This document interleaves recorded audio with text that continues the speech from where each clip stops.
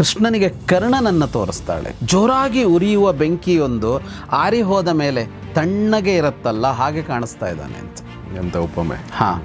ಆದರೆ ಈ ಜೋರಾಗಿ ಉರಿದ ಬೆಂಕಿಯೊಂದು ತಣ್ಣಗಾಗಿದ್ದು ಹೇಗೆ ಅಂದರೆ ನೀರಿನಿಂದ ಅಲ್ಲ, ಪಾರ್ಥ ತೇಜಸ ಅರ್ಜುನ ಅನ್ನುವ ಬೆಂಕಿಯಿಂದ ಅಂತ. ದುಃಖ ಇದೆ, ನೋವಿದೆ, ಅದರಿಂದಾಗಿ ಅತ್ತ ಇತ್ತ ಓಡ್ತಾ ಇದ್ದಾಳೆ ದುಶ್ಶಲೆ. ಯಾಕೆ ಅಂದರೆ ಅವಳಿಗೆ ಅವಳ ಗಂಡನ ತಲೆ ಸಿಗ್ತಾ ಇಲ್ಲ ಅಂತ. ತಲೆ ಯಾಕೆ ಸಿಗ್ತಾ ಇಲ್ಲ ಅಂದರೆ ಅರ್ಜುನ ಹೊಡೆದ ಬಾಣದಲ್ಲಿ ತಲೆ ಹೋಗಿ ವೃದ್ಧಕ್ಷತ್ರ ಇದ್ನಲ್ಲ ಹೊರಗಡೆ, ಯುದ್ಧ ಭೂಮಿಯ ಹೊರಗೆ ಒಂದು ತಂದೆ, ಅವನ ತೊಡೆಯ ಮೇಲೆ ಹೋಗಿ ಬಿದ್ದಿತ್ತಲ್ಲ. ಅರ್ಜುನನಿಗೆ ನನ್ನ ಮಗ ಸತ್ತಿದ್ದಾನೆ ಅನ್ನೋದು ದುಃಖ. ಆದರೆ ಅದಕ್ಕಾಗಿ ಅವನು ಯಾರನ್ನೋ ಕೊಲ್ತಾನಲ್ಲ, ಅವನು ಕೂಡ ಯಾರದೋ ಒಬ್ಬ ಮಗ ಆಗಿರ್ತಾನೆ. ಇದರ ಒಂದು ತರಹದ ಸೂತ್ರಧಾರಿ ಅಂತ ಅನ್ನಿಸಿಕೊಳ್ಳುವ ವ್ಯಕ್ತಿಯನ್ನು ನಿಲ್ಲಿಸಿಕೊಂಡು ಒಬ್ಬ ಹಿರಿಯ ಮಹಿಳೆ 100 ಜನ ಮಕ್ಕಳನ್ನು ಕಳ್ಕೊಂಡು ಮೊಮ್ಮಕ್ಕಳನ್ನು ಕಳ್ಕೊಂಡು ಅವಳು ಹಿಂಗೆ ಹೇಳ್ತಾ ಹೋದರೆ ಅವನ ಪರಿಸ್ಥಿತಿ ಏನಾಗಬೇಕು? ಎಕ್ಸಾಕ್ಟ್ಲಿ. ಕೃಷ್ಣನಿಗೆ ಶಾಪ ಕೊಡುವಂಥ ಪ್ರಸಂಗ ಬರುತ್ತೆ ಅಂತ ನೀವು ಹೇಳ್ತಾ ಇರೋದು ನೆನಪು ಬಂತು ನನಗೆ. ನೋಡಿ, ಶಾಪ ಕೊಡುವಂಥ ಪ್ರಸಂಗ ಬರಲೇಬೇಕಾಗಿಲ್ಲ. ಆ್ಯಕ್ಚುಲಿ ಇದು ಒಂಥರ ಶಾಪನೇ. ಹೌದೌದು ಅಲ್ವಾ?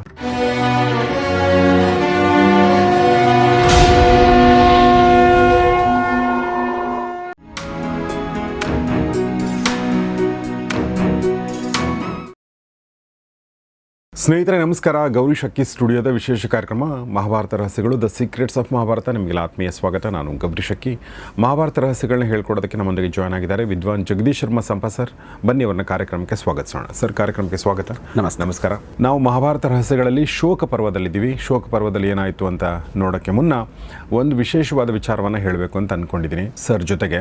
ಅದೇನೆಂದರೆ, ನಮ್ಮ ಮಹಾಭಾರತ ರಹಸ್ಯಗಳು ಕಾರ್ಯಕ್ರಮದ ಕೊನೆ ಭಾಗದಲ್ಲಿ, ಅಂದರೆ ಪ್ರತಿ ಸಂಚಿಕೆ ಕೊನೆಯಲ್ಲಿ ಒಂದು ವಿಶೇಷವಾದ ವಿಚಾರವನ್ನು, ಒಂದು ವಿಶೇಷವಾದ ವ್ಯಕ್ತಿಯ ಬಗ್ಗೆ ಅಥವಾ ಕಮೆಂಟ್ ಬಗ್ಗೆ, ಫೀಡ್ಬ್ಯಾಕ್ ಬಗ್ಗೆ ಒಂದು ವಿಚಾರವನ್ನು ಪ್ರತಿ ಸಂಚಿಕೆಯಲ್ಲೂ ಕೂಡ ಒಂದು 2 ರಿಂದ 3 ನಿಮಿಷಗಳ ಕಾಲ ಹೇಳ್ತೀವಿ.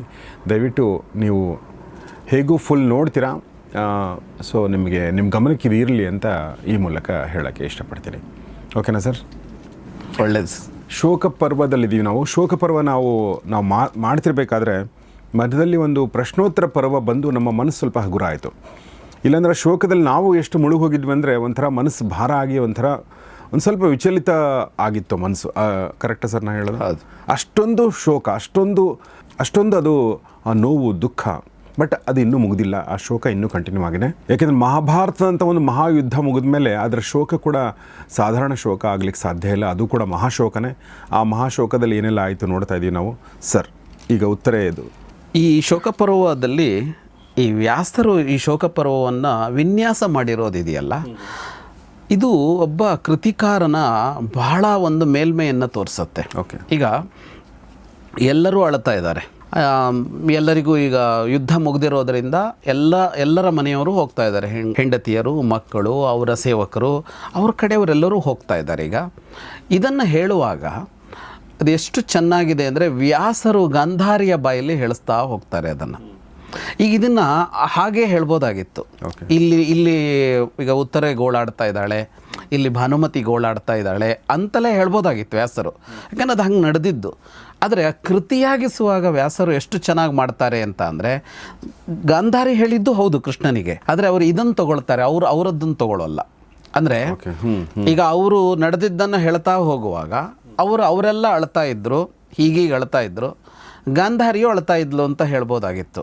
ಹಾಗೆ ಹೇಳದೆ ಗಾಂಧಾರಿಯ ಕಣ್ಣಿನಲ್ಲಿ ಅದನ್ನು ತೋರಿಸ್ತಾ ಹೋಗೋದಿದೆಯಲ್ಲ, ಇದೊಂದು ಬಹಳ ಅದ್ಭುತವಾದ ಇದು ಅಂತ ಅನಿಸುತ್ತೆ.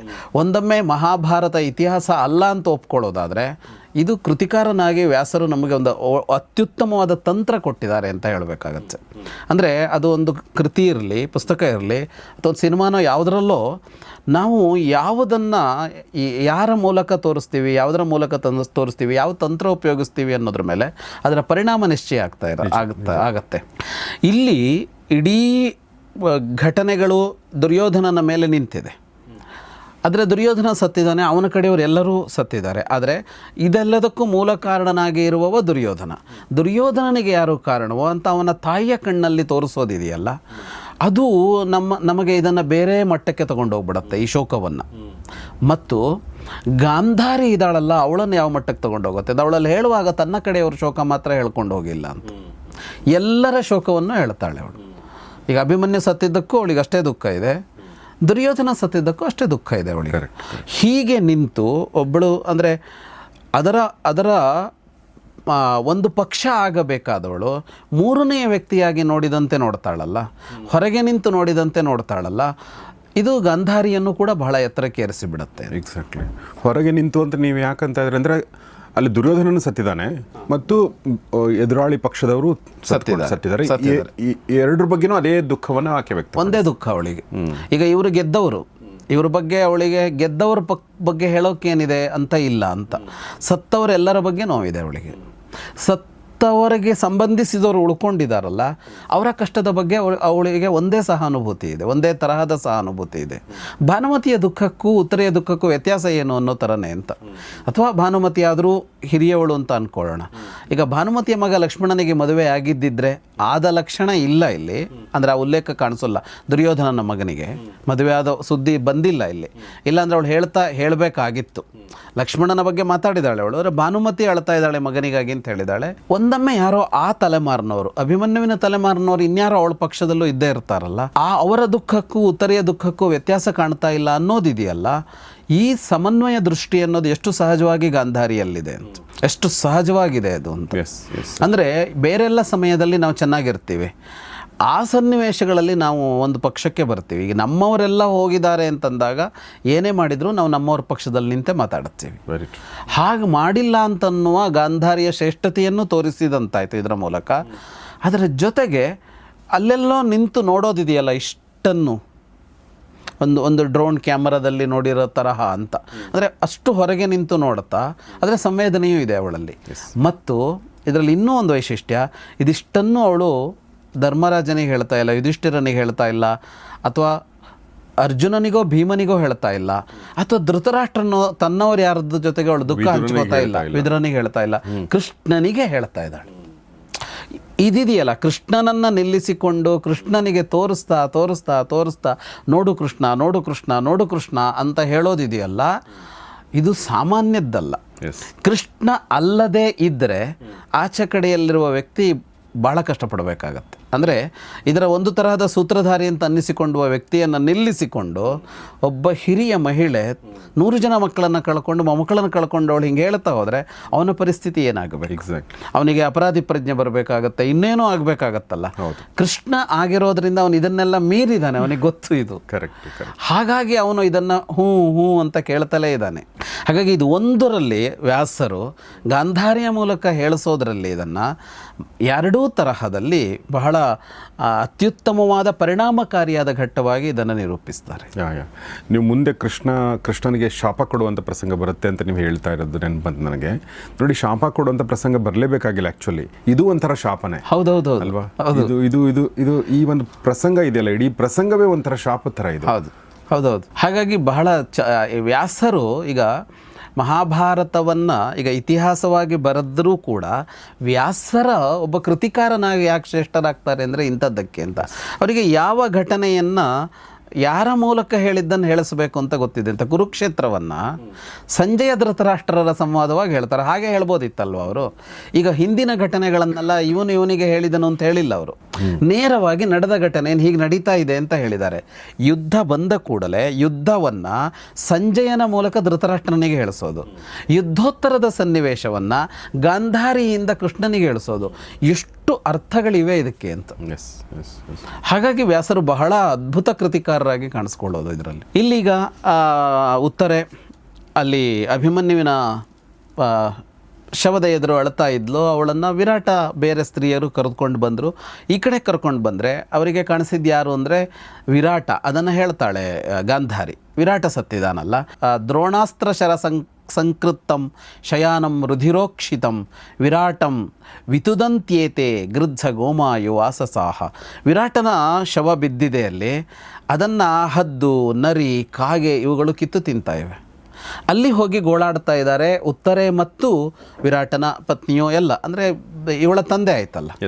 ಈ ಉತ್ತರೆಯ ಗಂಡನ ಶವವನ್ನು ನೋಡಿ ಬಂದ ಮೇಲೆ ತಂದೆಯ ಶವದ ಹತ್ರ ಇದ್ದಾಳೆ ಅವಳು ಅಂತ. ಅವುಗಳನ್ನು ಓಡಿಸ್ತಾ ಇದ್ದಾರೆ ಅಂತ. ನಶಕ್ನುವಂತಿ ವಿವಶಾಹ ನಿವರ್ತಯಿತು ಮಾತುರಾಹ. ಅವುಗಳು ಬಂದು ಕಿತ್ತು ತಿಂತಾ ಇವೆ, ಆದರೆ ಅವುಗಳನ್ನು ಓಡಿಸೋಕೆ ಆಗ್ತಾ ಇಲ್ಲ ನೋಡು ಕೃಷ್ಣ, ಕಷ್ಟಪಡ್ತಾ ಇದ್ದಾರೆ ಅಂತ ಹೇಳ್ತಾಳೆ. ಈಗ ಹದ್ದು ನರಿ ಕಾಗೆನಾದರೂ ಓಡಿಸ್ಬೋದು, ಹದ್ದು ನರಿಗಳನ್ನೆಲ್ಲ ಓಡಿಸೋಕೆ ಹೆಂಗೆ ಸಾಧ್ಯ? ಅದು ಆತುರಾಹ, ದುಃಖದಲ್ಲಿದ್ದಾರೆ, ನೋವಲ್ಲಿದ್ದಾರೆ, ಅಂದರೆ ಜೋರಾಗಿ ಕೂಗೋದಕ್ಕೆ ಕೂಡ ಸಾಧ್ಯ ಆಗೋದಿಲ್ಲ ಅವರಿಗೆ, ಅಂದರೆ ದೇಹ ಕೂಡ ದುರ್ಬಲ ಆಗಿಬಿಟ್ಟಿರುತ್ತೆ ಅಂಥ ಹೊತ್ತಿನಲ್ಲಿ. ಹಾಗಾಗಿ ಒಂದು ಪಕ್ಷಿಗನ್ನೂ ಓಡಿಸಲಾಗದ ಪರಿಸ್ಥಿತಿಯಲ್ಲಿದ್ದಾರೆ ಅವರು ಅಂತ. ಮತ್ತೊಂದು ಕಡೆಗೆ ತೋರಿಸಿ ಹೇಳ್ತಾಳೆ, ಉತ್ತರಂಚ ಅಭಿಮನ್ಯುಂಚ ಕಾಂಬೋಜಂಚ ಸುದಕ್ಷಿಣಂ. ನೋಡಲ್ಲಿ ಉತ್ತರ ಅಭಿಮನ್ಯು, ಕಾಂಬೋಜದ ಸುದಕ್ಷಿಣ, ಈ ಮೂರರನ್ನು ನೋಡು ಅಂತ ತೋರಿಸ್ತಾಳೆ. ಅಂದರೆ ಶಿಶೂನೇತಾನ್ ಹತಾನ್ ಪಶ್ಯ ಲಕ್ಷ್ಮಣಂಚ ಸುದರ್ಶನಂ. ಉತ್ತರ ಇದ್ದಾನೆ, ಉತ್ತರ ಅಭಿಮನ್ಯುವಿನ ವಯಸ್ಸಿನವನೇ ಆಗಿರ್ತಾನೆ. ಈ ಉತ್ತರೆಯ ಅಣ್ಣ ಅವನು, ಇವಳಿಗಿಂತ ಒಂದು 2, 3, 4 ವರ್ಷ ದೊಡ್ಡವನಾಗಿರ್ಬೋದು.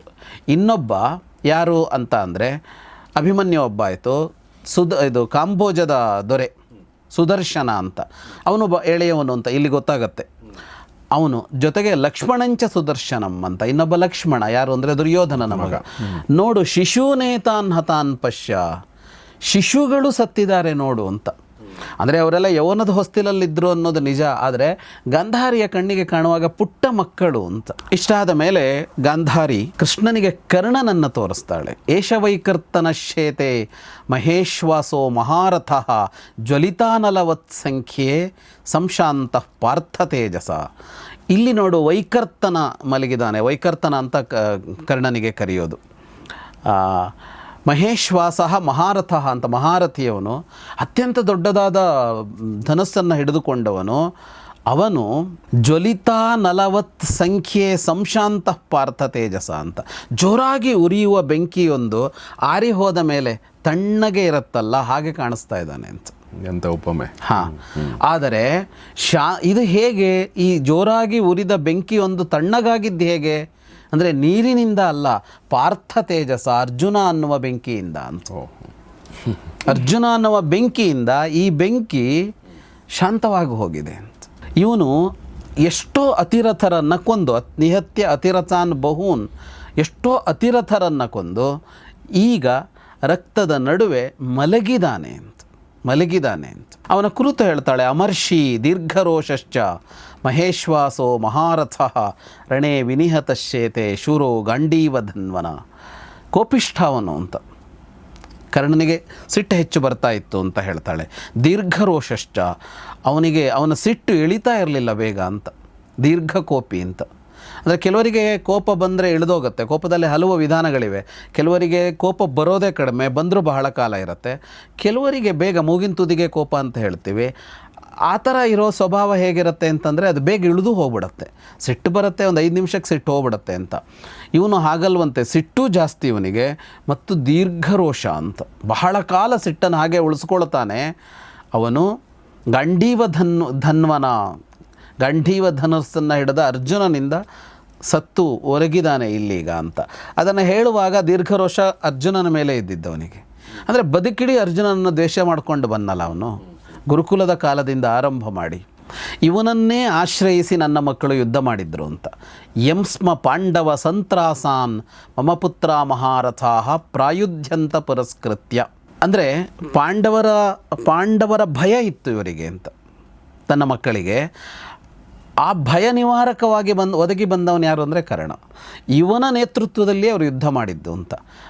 ಇದು ತುಂಬ ಸಲ ಬಂದಿದೆ ಈ ಮಾತು. ಅಂದರೆ ದುರ್ಯೋಧನನಿಗೆ ಭರವಸೆ ಇದ್ದಿದ್ದು ಕರ್ಣನ ಮೇಲೆ ಅಂತ. ಅದು ಭೀಷ್ಮ ದ್ರೋಣ ಯಾರ ಮೇಲೂ ಅಲ್ಲ, ಅವರೆಲ್ಲ ಇದ್ದರೂ ಸರಿ, ಆದರೆ ಅವನು ಸಂಪೂರ್ಣವಾಗಿ ನಂಬಿಕೊಂಡಿದ್ದು ಕರ್ಣನನ್ನು. ಅದನ್ನು ಗಾಂಧಾರಿ ಕೂಡ ಹೇಳ್ತಾಳೆ. ಪ್ರಕೀರ್ಣ ಮೂರ್ಧಜ ಪತ್ನಿಯೋ ರುದತ್ಯ ಪರ್ಯುಪಾಸತೆ. ಅವನ ಸುತ್ತ ಅವನ ಪತ್ನಿಯರು, ಕೂದಲು ಬಿಚ್ಚಿ ಹರಡಿದ ಅವನ ಪತ್ನಿಯರು ಅಳ್ತಾ ಇದ್ದಾರೆ ಅಂತ. ಅಂದರೆ ಒಬ್ಬರಿಗಿಂತ ಹೆಚ್ಚು ಪತ್ನಿಯರು ಕರ್ಣನಿಗಿದ್ದಿದ್ದರು. ಇವನ ಚಿಂತೆಯಲ್ಲಿ ಯುಧಿಷ್ಠಿರ 13 ವರ್ಷಗಳ ಕಾಲ ನಿದ್ದೆ ಮಾಡಿರಲಿಲ್ಲ ಅಂತ ಹೇಳ್ತಾಳೆ ಗಾಂಧಾರಿ. ಉದ್ವಿಗ್ನ ಸತತಂ ಯಸ್ಮಾತ್, ಸತತವಾಗಿ ಪ್ರತಿಕ್ಷಣವೂ ಕರ್ಣನ ಭಯ ಇತ್ತು ಯುಧಿಷ್ಠಿರನಿಗೆ.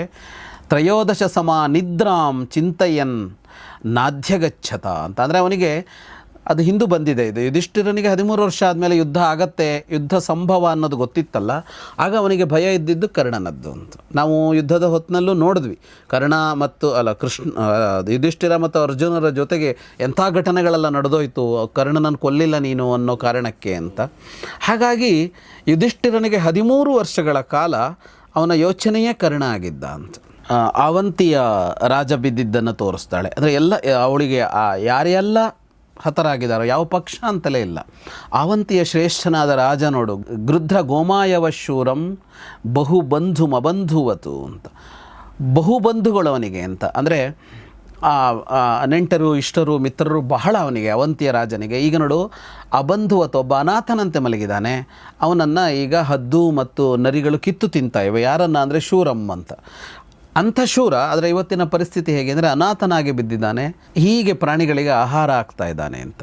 ಪಶ್ಯ ಕಾಲಸ್ಯ ಪರ್ಯಯಂ ಅಂತ ಹೇಳ್ತಾಳೆ. ಕಾಲದ ಪರಿವರ್ತನೆಯನ್ನು ನೋಡು ಕೃಷ್ಣ ಅಂತ. ಅಂದರೆ ಒಂದು ಕಾಲದಲ್ಲಿ ಶೂರನಾಗಿ ಅಸಂಖ್ಯ ಬಂಧು ಬಾಂಧವರೊಳಗೆ ಇದ್ದ ಒಬ್ಬ ವ್ಯಕ್ತಿ ಇವತ್ತು ಅನಾಥನಾಗಿ ಮಲಗಿದ್ದಾನೆ. ಅವನನ್ನು ಹದ್ದೋ ನರಿನೋ ಅವನ ಮಾಂಸ ತಿನ್ನತ್ತೆ ಅಂತ ಅಂದರೆ ನಿನ್ನೆವರೆಗೆ ಅವನೇನಾಗಿದ್ದ ಇವತ್ತೇನಾಗಿದ್ದ ಆದ ಅಂತ. ಹಾಗಾಗಿ ಪಶ್ಯ ಕಾಲಸ್ಯ ಪರ್ಯಯಂ, ಕಾಲದ ಪರಿವರ್ತನೆಯನ್ನು ಗಮನಿಸುವಂತ. ಇದಾದ ಮೇಲೆ ಬಾಹ್ಲಿಕ ಕಾಣಿಸ್ತಾನೆ ಅವಳಿಗೆ. ಬಾಹ್ಲಿಕ ಅಂತ ಅಂದರೆ ಶಂತನುವಿನ ಸಹೋದರ, ಅಂದರೆ ಭೀಷ್ಮನ ಚಿಕ್ಕಪ್ಪ, ಅವನು ಇನ್ನೂ ವೃದ್ಧ. ಅವನನ್ನು ಹೇಳ್ತಾರೆ ಪ್ರಾತಿಪೀಯಂ ಮಹೇಶ್ವಾಸಂ ಹತಂ ಭಲ್ಲೇನ ಬಾಲ್ಹಿಕಂ. ಪ್ರಾತಿಪೀಯ ಅಂದರೆ ಪ್ರತೀಪನ ಮಗ ಅಂತ. ಶಂತನುವಿನ ತಂದೆ ಪ್ರತೀಪ. ಹಿಂದೆ ಈ ಕಥೆಗಳನ್ನು ನೋಡಿದ್ದೀವಿ ನಾವು. ಅವನ ಮುಖವನ್ನು ನೋಡು ಕೃಷ್ಣ ಅಂತ ಹೇಳ್ತಾಳೆ. ಅತೀವ ಮುಖವರ್ಣೋಸ್ತ್ಯ ನಿಹತಸ್ಯಾಪಿ ಶೋಭತೆ ಅಂತ. ಅವನು ಸತ್ತಿದ್ದಾನೆ, ಆದರೆ ಅವನ ಮುಖದ ಕಾಂತಿ ಹೋಗಿಲ್ಲ ಅಂತ. ಹುಣ್ಣಿಮೆಯ ಚಂದ್ರನಂತೆ ಅವನ ಮುಖದಲ್ಲಿ ಹೊಳಪಿದೆ ಈಗಲೂ ನೋಡು ಬಾಲ್ಹಿಕನದ್ದು ಅಂತ. ಅವನು ಎಷ್ಟು ವಯೋವೃದ್ಧ ಅಂದರೆ ಭೀಷ್ಮನಿಗಿಂತ ಒಂದು ತಲೆಮಾರು ಹಿಂದಿನವ, ಹೇಗಿದ್ದಿರಬಹುದು ಅಂತ. ಅದಾದ ಮೇಲೆ ಜಯದ್ರಥನನ್ನು ತೋರಿಸ್ತಾಳೆ, ಅಳಿಯ. ಅವನು ಬಿದ್ದಿದ್ದಾನೆ. ಪುತ್ರಶೋಘಾಭಿತಪ್ತೇನ ಪ್ರತಿಜ್ಞಾಂ ಪರಿರಕ್ಷತ ಪಾಕಶಾಸನಿನ ಸಂಖ್ಯೆ ವಾರ್ಧಕ್ಷತ್ರರ ನಿಪಾತಿತಃ. ಪುತ್ರಶೋಕದಿಂದ ತಪ್ತನಾದ ಅರ್ಜುನ ತನ್ನ ಪ್ರತಿಜ್ಞೆಯನ್ನು ಪಾಲಿಸ್ತಾ ವೃದ್ಧಕ್ಷತ್ರನ ಮಗನನ್ನು ಕೊಂದು ಹಾಕಿದ್ದಾನೆ. ಅದನ್ನು ನೋಡು ಕೃಷ್ಣ ಅಂತ ಹೇಳ್ತಾರೆ. ಇದು ಹೇಳುವಾಗ ಪುತ್ರಶೋಕಾಭಿತಪ್ತೇನ ಅಂತ ಅರ್ಜುನನಿಗೆ ಹೇಳಿದ್ದು. ಅಭಿಮನ್ಯುವಿನ ಸಾವಿನಿಂದಾಗಿ ಅವನು ನೊಂದಿದ್ದ. ಯಾರು ಅಂತಂದರೆ ಅರ್ಜುನ ಅಂತ ಹೇಳಲ್ಲ ಅವಳು, ಪಾಕಶಾಸನಿನ ಅಂತ ಹೇಳ್ತಾರೆ. ಪಾಕಶಾಸನ ಅಂದರೆ ಇಂದ್ರನಿಗೆ ಹೆಸರದು, ಅವನ ಮಗ ಅಂತ. ತನ್ನ ಮಗನ ಸಾವಿನಿಂದ ನೊಂದ ಇಂದ್ರನ ಮಗ ವೃದ್ಧಕ್ಷತ್ರನ ಮಗನನ್ನು ಕೊಂದಿದ್ದಾನೆ ಅಂತ. ಯಾಕೆ ಅದಕ್ಕೇನಂದ್ರೆ ಅಂದರೆ ಆ ತಂದೆ ಮಗ ಅನ್ನೋದನ್ನು ಹೇಳ್ತಾ ಇದ್ದಾಳೆ. ಈಗ ಅರ್ಜುನನಿಗೆ ನನ್ನ ಮಗ ಸತ್ತಿದ್ದಾನೆ ಅನ್ನೋದು ದುಃಖ, ಆದರೆ ಅದಕ್ಕಾಗಿ ಅವನು ಯಾರನ್ನೋ ಕೊಲ್ತಾನಲ್ಲ, ಅವನು ಕೂಡ ಯಾರದೋ ಒಬ್ಬ ಮಗ ಆಗಿರ್ತಾನೆ. ಈಗ ಇವನಿಗೆ ಪುತ್ರ ಮರಣದಿಂದ ಆದ ನೋವಿದೆಯಲ್ಲ, ಅದು ಅವನಿಗೂ ಆಗತ್ತಲ್ವಾ ಅಂತ ಅಂಶ ಅಂತ. ಮಾಡಬೇಕು ಬೇಡ ಅನ್ನುವ ವಿಷಯ ಬೇರೆ, ನ್ಯಾಯ ಅನ್ಯಾಯದ ವಿಷಯ ಬೇರೆ. ಆದರೆ ಈ ನೋವು ಅಂತ, ಈಗ ಒಬ್ಬ ಯಾರನ್ನ ಕೊಲೆ ಮಾಡ್ತಾನೆ, ನಿತ್ಯ ನಡೀತಾ ಇರುತ್ತಲ್ಲ, ಯಾರನ್ನ ಕೊಲೆ ಮಾಡ್ತಾನೆ. ಈ ಕೊಲೆ ಮಾಡಿದ ಮೇಲೆ ಇವನು ಜೈಲಿಗೆ ಹೋಗ್ತಾನೆ. ಕೊಲೆ ಮಾಡಿದವ ಜೈಲಿಗೆ ಹೋಗ್ತಾನೆ, ಅವನಿಗೆ ಶಿಕ್ಷೆ ಆಗುತ್ತೆ, ಮರಣದಂಡನೆಯೋ ಜೀವಾವಧಿಯೋ ಏನೋ ಒಂದು ಆಗತ್ತಲ್ಲ. ನನಗೆ ಯಾವಾಗಲೂ ಕಾಣಿಸೋದು ಅವನ ಮನೆಯವ್ರ ಕತೆ ಏನು ಅಂತ. ಅಂದರೆ ಕೊಲೆ ಮಾಡೋದು. ಈಗ ಕೊಲೆಯಾದವನ ಮನೆಯವರಿಗೂ ಕಷ್ಟ ಇದೆ, ಕೊಲೆ ಆಗಿ ಶಿಕ್ಷೆಗೆ ಒಳಗಾದವನ ಮನೆಯವರು ಅದೇ ಕಷ್ಟ ಅನುಭವಿಸಬೇಕಲ್ವ ಅಂತ. ಅವನಿಂದಾಗಿ ಇವ್ರದ್ದೇನು ತಪ್ಪಿಲ್ಲ, ಅದರಲ್ಲಿ ಶಿಕ್ಷೆ ಕೊಡಲೇಬೇಕದು ಸರಿನೇ. ಶಿಕ್ಷೆ ಕೊಡದೆ ಬಿಡೋಕೆ ಬರಲ್ಲ. ಈಗ ಅವ್ರ ಮನೆಯವ್ರಿಗೆ ಕಷ್ಟ ಆಗುತ್ತೆ, ಶಿಕ್ಷೆ ಬೇಡ ಅಂತ ಹೇಳೋಕ್ಕಾಗಲ್ಲ. ಆದರೆ ದುಃಖ ಅನ್ನೋದು ಎರಡೂ ಕಡೆ ಸಮಾನ ಆಗಿಬಿಡತ್ತೆ. ಅವನಿಗೆ ಮರಣದಂಡನೆ ಆಗಿಬಿಟ್ರೆ ನಾಳೆ ಬೆಳಗ್ಗೆ ಇಲ್ವೇ ಇಲ್ಲ, ಅವನೂ ಇಲ್ಲ ಇವನೂ ಇಲ್ಲ, ಎರಡೂ ಮನೆಯವರ ನೋವು ಒಂದೇ ಅಲ್ವಾ ಅಂತ. ಅವಳು ಅದನ್ನು ಹೇಳ್ತಾ ಇದ್ದಾಳೆ. ತನ್ನ ಮಗ ಸತ್ತ ಅನ್ನುವ ನೋವು ಅರ್ಜುನನಿಂದ ಪ್ರತಿಜ್ಞೆ ಮಾಡಿಸಿತು. ಆ ಪ್ರತಿಜ್ಞೆಯನ್ನು ಪೂರೈಸೋದಕ್ಕೆ ಅವನು ಇನ್ನೊಬ್ಬನ ಮಗನನ್ನು ಕೊಂದ ಅಂತ. ಯಾರು ಕೊಂದ ಅಂದರೆ ತನ್ನ ಮಗನ ಸಾವಿಗೆ ಕಾರಣನಾದವನೇ ಕೊಂದಿದ್ದು, ಯಾರನ್ನೋ ಕೊಂದಿದ್ದಲ್ಲ. ಹೀಗೆ ಹೋಗತ್ತೆ ಅನ್ನೋದನ್ನು ಅವಳು ಹೇಳ್ತಾ ಇದ್ದಾಳೆ ಅಂತ. ನೋವು ಅಂತ ಬರುವಾಗ ಎಲ್ಲವೂ ಸಾಮಾನ್ಯವೇ, ಕ್ರಿಯೆಗಳೆಲ್ಲವನ್ನು ಮಾಡಿಸತ್ತೆ. ಸಿಂಧು ಸೌವೀರ ಭರ್ತಾರಂ ದರ್ಪಪೂರ್ಣಂ ಮನಸ್ವಿನಂ. ಅವನ ಬಗ್ಗೆ ಹೇಳ್ತಾಳೆ. ಸಿಂಧು ಸೌವೀರ ಎರಡೂ ನಾಡುಗಳಿಗೆ ಒಡೆಯ ಅವನು ಅಂತ. ಸಿಂಧು ಮತ್ತು ಸೌವೀರ ಅದೆರಡು, ಅಂದರೆ ಸಿಂಧು ರಾಜ್ಯಕ್ಕೆ ರಾಜ ಅವನು ಜಯದ್ರಥ. ಸಿಂಧು ಅದ್ರ ಪಕ್ಕದಲ್ಲಿ ಸೌವೀರ ಇತ್ತು. ಈಗಿನ ಕಾಶ್ಮೀರ ಪಾಕಿಸ್ತಾನ ಈ ಭಾಗದ ಇದಕ್ಕೆ ಬರುತ್ತೆ ಸಿಂಧು ಸೌವೀರ ಎರಡು. ಸ್ವಲ್ಪ ಅಫ್ಘಾನಿಸ್ತಾನ ಎಲ್ಲ ಸೇರಿದ ಜಾಗಗಳಲ್ಲಿ ಇದೆರಡು ಬರುತ್ತೆ. ಎರಡೂ ರಾಜ್ಯವನ್ನು ಅವರೇ ಆಳ್ತಾ ಇದ್ದರು ಆ ಕಾಲದಲ್ಲಿ. ದರ್ಪಪೂರ್ಣಂ ಅಂತ, ಬಹಳ ದರ್ಪಿಷ್ಠ ಅವನು ಅಂತ. ಅಂದರೆ ಈಗ ಅಧಿಕಾರವೋ ಐಶ್ವರ್ಯವೋ ಇದ್ದಾಗ ಎಲ್ಲರಿಗೂ ದರ್ಪ ಬರೋಲ್ಲ, ಕೆಲವರಿಗೆ ಮಾತ್ರ ದರ್ಪ ಬರುತ್ತಲ್ಲ, ಅದಿದೆ ಅಂತ. ಆ ಒಂದು ಏನೋ ಒಂದು ಗಂಭೀರವಾಗಿ ಇದು ಮಾಡೋದು, ಗತ್ತು, ಆ ಮಾತಿನಲ್ಲಿ ಒಂದು ಇದು ಅದೆಲ್ಲ ಬರುತ್ತಲ್ಲ, ಅದಿತ್ತು ಅವನಿಗೆ ಅಂತ. ಆ ಥರದವನವನು. ಅವನನ್ನು ಇವತ್ತು ಭಕ್ಷಯಂತಿ ಶಿವಾಗೃಧ್ರಾಹ ನರಿ ಹದ್ದು ಅವನನ್ನು ತಿಂತಾ ಇವೆ. ಜನಾರ್ದನ ಜಯದ್ರಥಂ, ನೋಡು ಜನಾರ್ದನ ಅಂತ ಕೃಷ್ಣನಿಗೆ ಹೇಳ್ತಾಳೆ ಅವಳು. ಅವನ ಸುತ್ತ ಅವನ ಪತ್ನಿಯರಿದ್ದಾರೆ ನೋಡು ಅಂತ. ಆ ಪಕ್ಷಿಯನ್ನು ಮತ್ತು ಆ ಪ್ರಾಣಿಯನ್ನು ಓಡಿಸೋದಕ್ಕೆ ಪ್ರಯತ್ನಿಸ್ತಾ ಇದ್ದಾರೆ, ನೋಡು ಅವನ ಪತ್ನಿಯರು ಅಂತ. ಸಿಂಧು ಸೌವೀರ ಗಾಂಧಾರ ಕಾಂಬೋಜ ಯವನ ಸ್ತ್ರೀಯ ಅಂತ ಅವನ ಪತ್ನಿಯರು ಯಾವ್ಯಾವ ದೇಶದವರು ಅಂತ ಹೇಳ್ತಾಳೆ ಅವಳು.